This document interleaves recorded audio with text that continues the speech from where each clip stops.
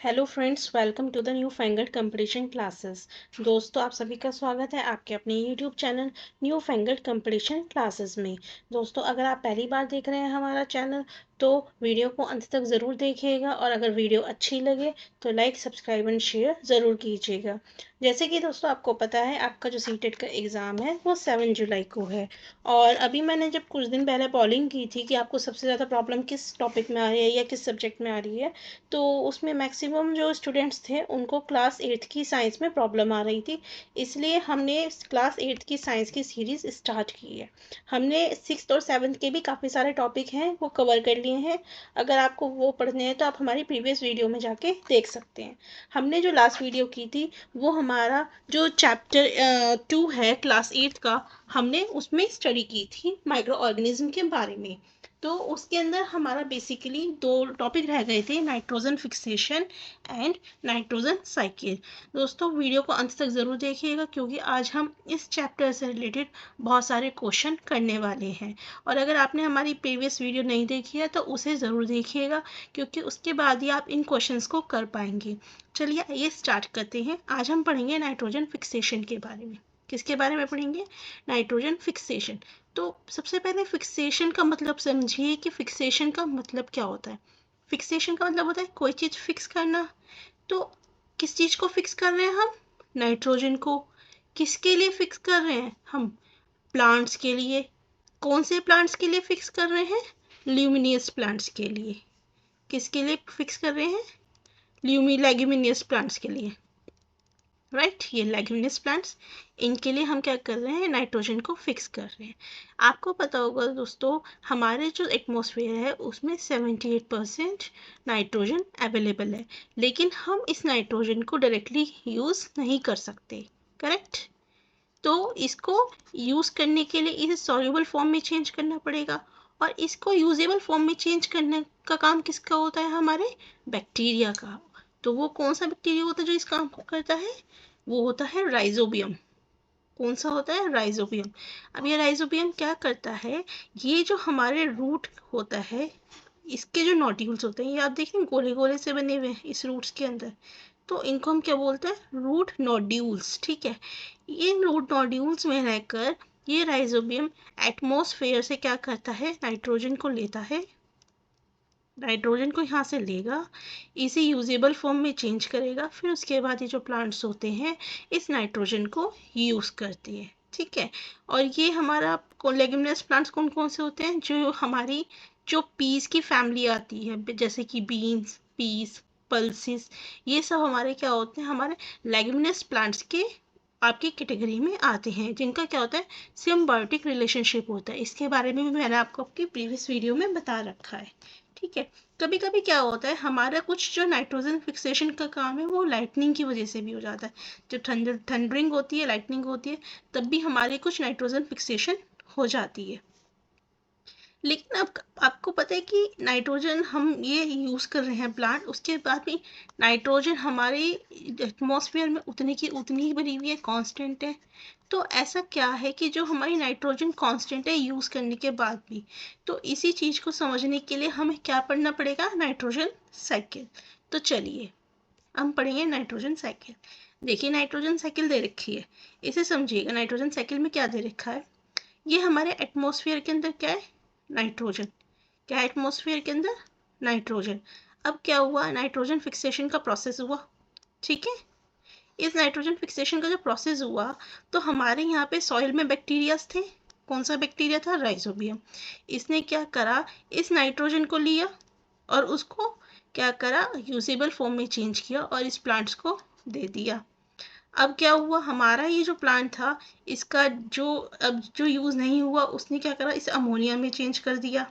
ठीक है, फिर अब अमोनिया से फिर वो नाइट्रिफिकेशन का प्रोसेस होके हमारा ये NO2 में चेंज हुआ, फिर दोबारा नाइट्रीफाइंग हुआ, फिर NO3 में चेंज हुआ, और फिर डीनाइट्रिफिकेशन का मतलब होता है वापस नाइट्रोजन में चेंज होना।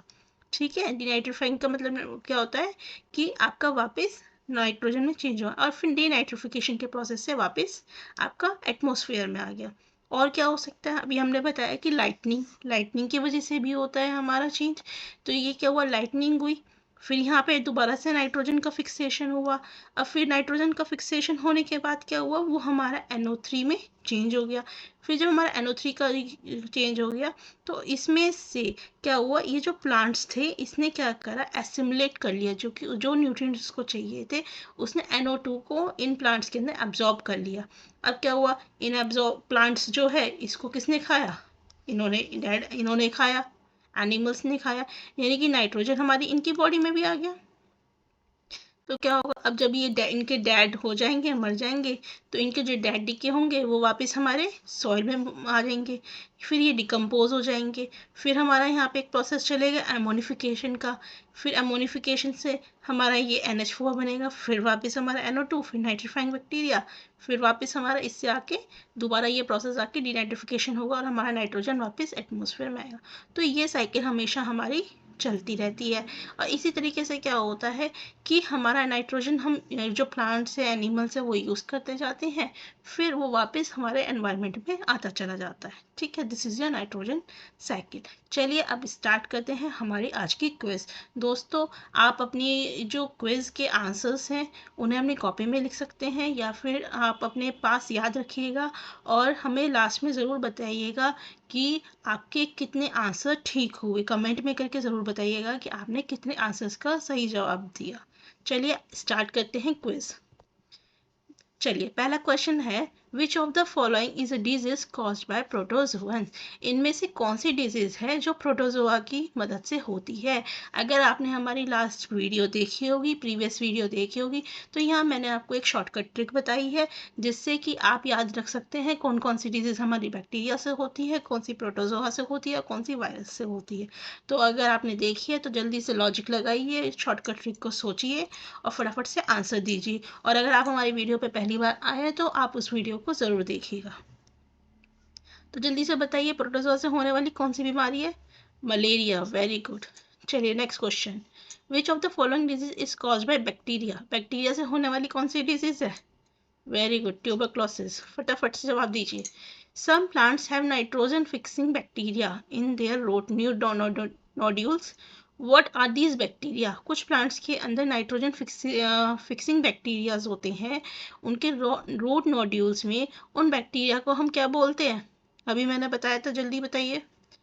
Good, rhizobium.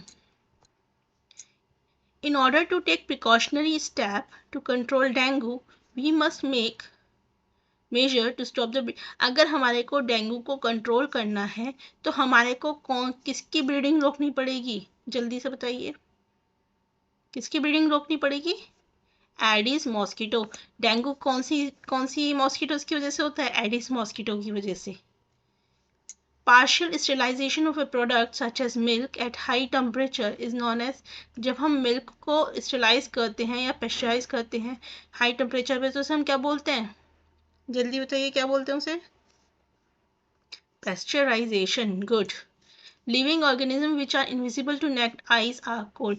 वो लिविंग ऑर्गेनिज्म जो हमारे को दिखाई नहीं थे उन्हें हम क्या बोलते हैं, पार्टिकल्स, मॉलिक्यूल, माइक्रो ऑर्गेनिज्म या micro organism. Micro organism, good. Which of the following is a communicable disease. इनमें से ऐसी कौन सी डिजीज है जो कम्युनिकेबल है, जल्दी से आंसर लिखिए अपनी कॉपीज में। Correct answer is chicken pox. Vaccines are made up of. Vaccines हमारे किसके बने हुए होते हैं, केमिकल्स के, वीक ऑर्गेनिज्म के, वायरस के या ड्रग्स के। आई होप आप सभी ने अपनी कॉपी में आंसर लिख रहे होंगे। इसका सही आंसर है वीक ऑर्गेनिज्म। ठीक है, हमारे ये वीक ऑर्गेनिज्म या फिर डेड माइक्रोब्स के बनते हैं। ठीक है, उन्हें फिर एक हेल्दी बॉडी में इंजेक्ट किया जाता है और जब भी बॉडी को ज़रूरत होती है तो ये क्या करते हैं, एंटीबॉडीज प्रोड्यूस करते हैं उस डिजीज से लड़ने के लिए। The bacterium present in the curd is. Curd के अंदर कौन सा बैक्टीरिया प्रेजेंट होता है, बताइए जल्दी से। Very good, lactobacillus. और ये पेनिसिलिन क्या होता है, दिस इज योर एंटीबायोटिक। ठीक है, और ये विब्रियो कॉलेरा क्या है, दिस इज योर डिजीज जिसकी वजह से आपका क्या होता है, आपकी कॉलेरा की बीमारी होती है। जब हम केक्स बनाते हैं तो ईस्ट रिप्रोड्यूस करता है जल्दी जल्दी, और प्रोड्यूस करता है कौन सी गैस? जल्दी से बताइए, कौन सी गैस प्रोड्यूस करता है ईस्ट हमारा बेकिंग में? हाइड्रोजन करता है, ऑक्सीजन करता है, कार्बन डाइऑक्साइड करता है, या नाइट्रोजन करता है? इसको मैंने बताया है आपको वीडियो में, जल्दी से बताइए। अगर आपने वीडियो देखी होगी तो आप इसका आंसर बिल्कुल सही देंगे। जल्दी बताइए क्या कार्बन डाइऑक्साइड, राइट, इसका आंसर होता है carbon dioxide. Dash is use for the production of alcohol and wine. हमने इस क्वेश्चन को भी किया है हमारी वीडियो के अंदर कि किसका यूज किया जाता है अल्कोहल और वाइन की प्रोडक्शन के लिए? East, right. किसका यूज किया जाता है? ईस्ट का। प्रोसेस, जो इस प्रोसेस को हम क्या बोलते हैं?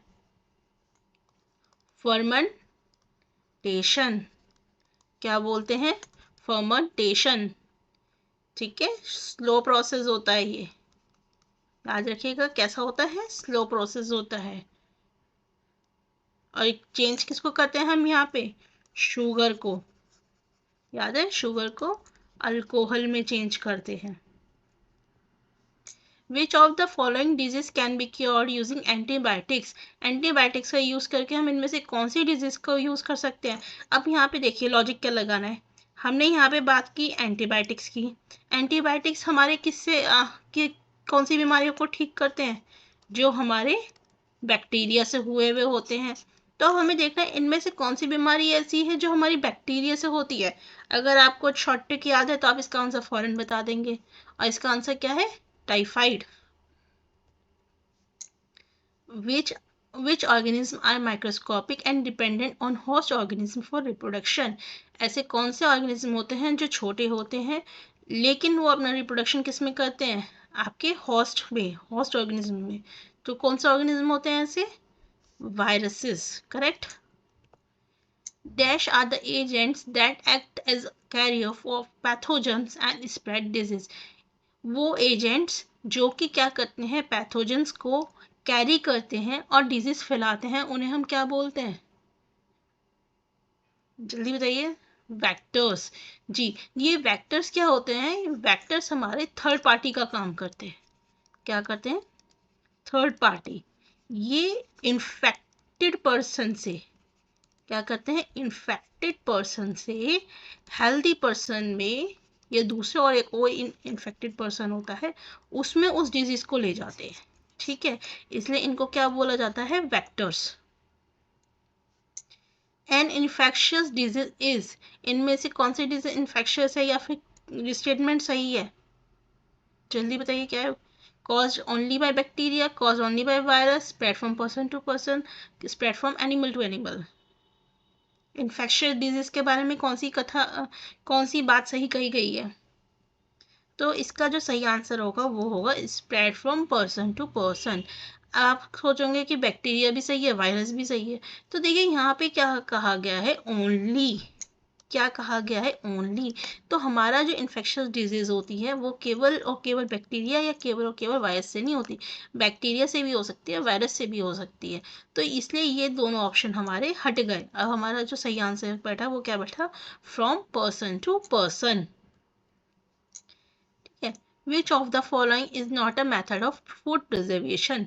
इनमें से कौन सा मैथड हमारा फूड प्रिजर्वेशन में नहीं आता? सॉल्टिंग आता है, ड्राइंग आता है, पिकलिंग आता है। इसमें से कौन सा मेथड नहीं आता? बॉइलिंग। अब इसको आप बॉइलिंग को प्रेशराइजिंग से मिक्स मत कीजिएगा, बॉइलिंग डिफरेंट होता है, और जो आपका प्रेशराइजेशन मेथड है, पेस्चराइजेशन, वो अलग होता है, जो हम किसके लिए करते हैं? मिल्क के लिए, करेक्ट। तो इसका सही आंसर क्या है? बॉइलिंग। बॉइलिंग से हम फूड प्रिजर्व नहीं कर सकते। Which of the following statement is not associated with food preservation? इनमें से कौन सा स्टेटमेंट है जो हमारा फूड प्रिजर्वेशन से नहीं ताल्लुक रखता? बताइए इसका आंसर क्या होगा? जी, इसका आंसर होगा डिक्रीज्ड शेल लाइफ। देखिए आपको, जब हम फूड प्रिजर्वेशन की बात करते हैं तो हम सीधी सी बात है डिके और स्पॉयलेज की भी बात करते हैं, उनको प्रिवेंट करने की, एयर टाइट भी की बात करते हैं, और फ्यूचर में स्टोर करने की बात करते हैं। लेकिन हमारा इसमें शेल्फ लाइफ से कुछ लेना देना नहीं होता यहाँ पर। ठीक है, तो इसलिए इसका करेक्ट आंसर क्या होगा? Shelf life. नेक्स्ट आइए। विच of the following is not produce by the process of fermentation? इनमें से ऐसी कौन सी चीज़ है जो कि फर्मेंटेशन की हेल्प से नहीं बनाई जाती? बताइए जल्दी से, इनमें से ऐसी कौन सी चीज़ है जो फर्मेंटेशन के प्रोसेस से नहीं बनाई जाती? गुड, इसका आंसर होगा मिल्क, क्योंकि मिल्क में हमारा सिर्फ एक मेथड यूज होता है, दैट इज पेस्चराइजेशन। इसे याद रखिएगा, मिल्क के साथ पेस्चराइजेशन। बाकी चीज़, योगर्ट, वाइन, ये सभी हमारे फर्मेंटेशन के प्रोसेस से बनाई जाती हैं। A plant disease called citrus canker is caused by again, अगर आपने हमारी वीडियो देखी है तो आपको इसकी शॉर्टकट ट्रिक याद होगी, और अगर आपको शॉर्टकट ट्रिक याद है तो आप फटाफट से इसका आंसर दे देंगे। जल्दी से बताइए, इसकी भी ट्रिक मैंने बताई है आपको। इसका आंसर क्या होगा?